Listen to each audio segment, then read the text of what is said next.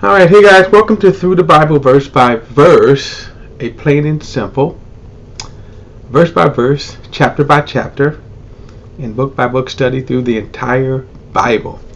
We started in the book of Genesis, the very first book, and as I said, I'm going to crawl through the first 11 chapters because there's so much to unpack.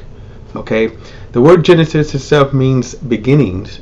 And so within this first 11 chapters, there are a lot of beginnings. So we're going to deal with a lot of good stuff that I'm going to just kind of take the time to unpack. The reason why, too, is because we don't get a chance to cover this. And I kind of broke down in the intro section that kind of gave you the overlay of the Bible. You have the narrative stuff that we're going to read through it, but it's just a narrative. But there's so much here to unpack. All right.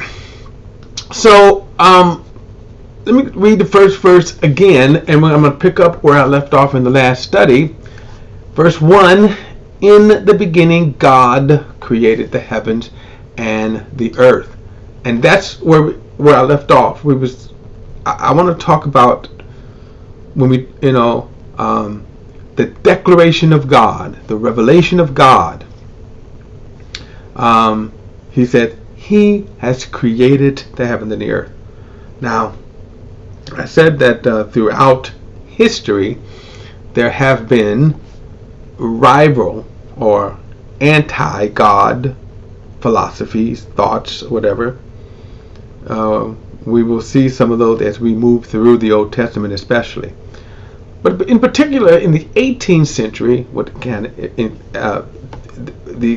18th century birth pretty much, it exploded. Not so much as birth, but exploded humanism. And that's an important start. That's an important understanding in our modern era. There's the philosophies, the mindsets, and the thoughts. It's interesting because there were like three kind of major anti-religious that started: Jehovah's Witnesses, Christian Science, and Mormonism. And they were really just in the same kind of fashion as paganism. That the ideal of even paganism is anti-God. Here's the God, the true and living God, and sinful man says, I'm going to go my own way. The bedrock of humanism is the same. Now there was something that developed during the same time, which is evolution. And humanism and then science quickly latched on to that and has been clinging ever since. And as I said, you cannot prove oftentimes that the real reason why science clings so to evolution is its anti-God or humanist seeds, the heart of humanism, okay, which is anti-God, which is pro-man, sinful man at that. So, what I said was the Bible itself is not a scientific book. And I didn't finish this thought in my last study. I'll finish it now. Should the Bible be taught in science class? Let me step back. Should the Bible be taught in schools?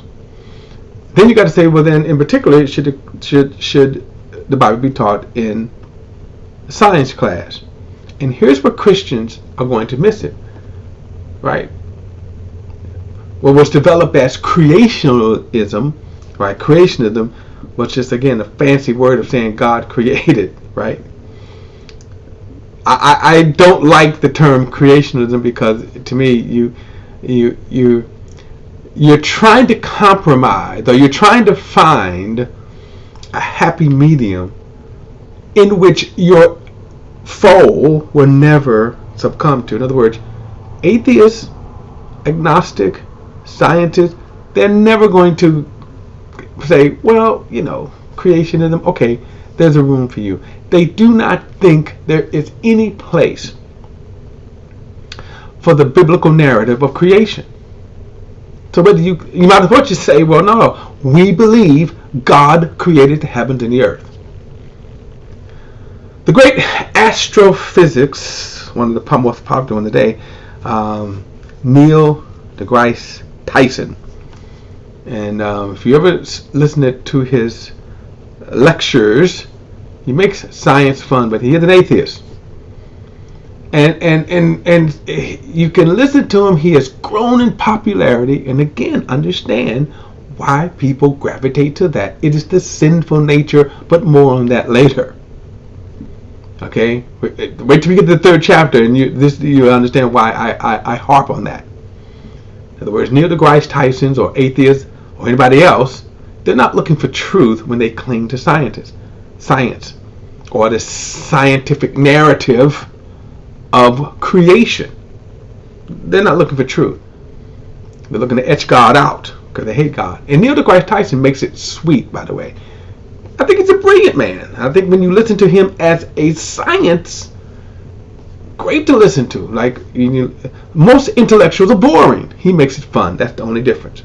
But which makes him, in a sense, more dangerous to the faith. And one of his things, what he says was, and there's a kind of common theme with people, a kind of common theme where scientists will kind of downplay creation. Well, who do we think we are? We're nothing. We're small on whatever, the evolutionary scale and all that kind of stuff. No, we're actually, when you think about it, we're quite the creation.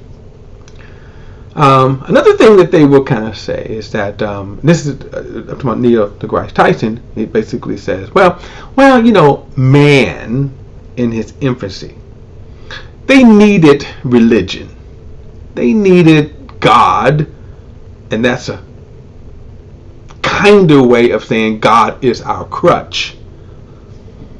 But okay, well, back then, they needed God. Yeah, they needed that.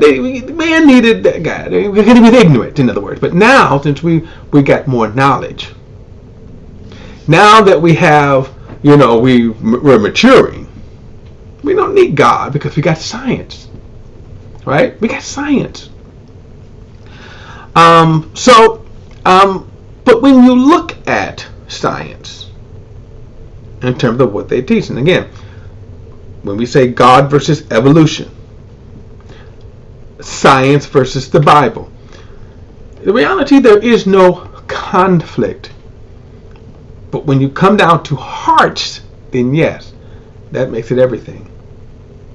See, in other words, when we look at this verse right here, it says, God, in the beginning, God created the heavens and the earth. What we don't have is a lot of details right there. We're going to get some further down in the chapter, yes. But we don't have a lot of scientific information, in other words, from that. Basically, we have a declaration. God created the heavens and the earth. We're going to see later in the coming verses, right? God created the days, and the stars, the moon, the animals, right? But no scientific information or detail.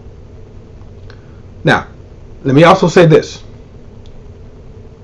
There is no scientific evidence that has ever disclaimed the Bible.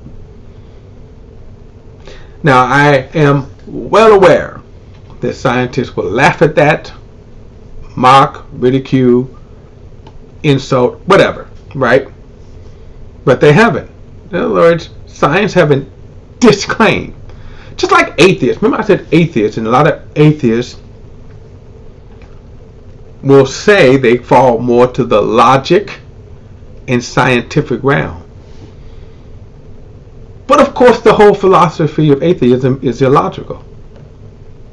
And if you say that you're following scientific processes, then you certainly cannot say there is no God. In other words, you know for sure evolution happened, but you know for sure that there is no God. That's unscientific. Because you would have to say a search was made throughout the entire universe. I mean, after all, what if God is sitting on one of the rings of Saturn? Right? Just sitting there. What if God's just sitting there? What if God is sitting beyond our scope of telescope literally scope, right? Okay. What if God is sitting in one of the other galaxies billions of light years away?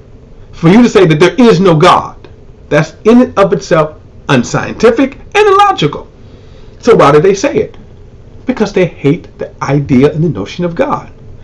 That's a default to their sinfulness. So when they claim that they believe in evolution, that they have a evolutionary claim. I mean, that evolution, let me back up. When they say that the earth and the universe began through natural processes, there's no scientific evidence to back that up.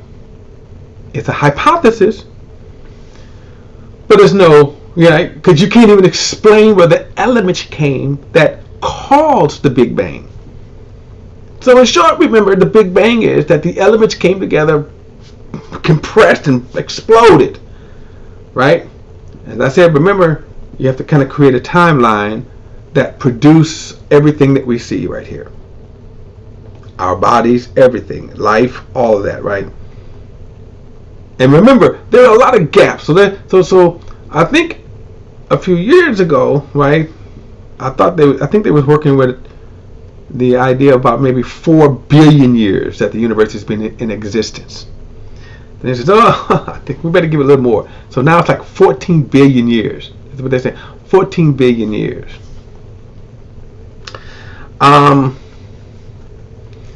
Now, I'm not going to say or pretend that I am on a science level. Like if I just mentioned Neil deGrasse Tyson, I wouldn't sit there and debate him on science. He's out of my league. I can't, right? Science, what they call it, Neil, the science guy, whatever, Bill Mine, the science guy. We can go on and on and on. Those who have given themselves over to certain studies. The problem is not the studies, however, it's their conclusions and what. It's the heart behind the studies that I am contesting here.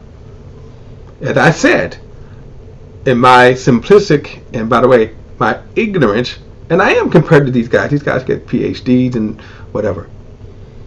But like I said, when you kind of go back and you say, if you say that the Big Bang started, and you say with 14 billion years, remember, and I'm going to say this, I'm going to kind of leap forward here.